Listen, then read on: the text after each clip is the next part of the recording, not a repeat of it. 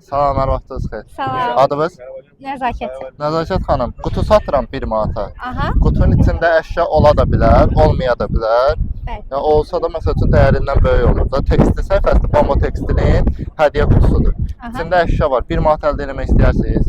Bəli, niyə də yox? Buyurun 1 manatınızı təqdim edeyim.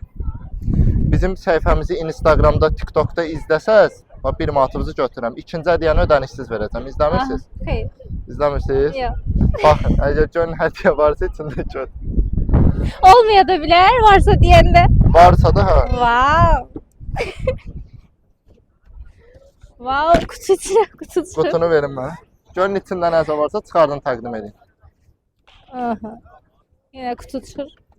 Buna tut. Aa, Dəyər 1 manata. değer. Ay köz. Yəni bax bizi Instagramda, TikTokda istəyim Bambo Tekstildir. İkinci səfər qabağınıza çıxsam, ikinci hədiyyəni ödənişsiz verəcəm. Bunu da Tamam. Instagram, TikTok sosial şəbəkəmizdə paylaşacaq, qoyun izləyicilər də görsün. Normalda deyirlər qutunu niyə vermirsən? Qutunun içindən həmişə qutu çıxır, ona görə vermirəm. He, tamam. Çok Sağ olun, sağ ol. Allah'a emanet.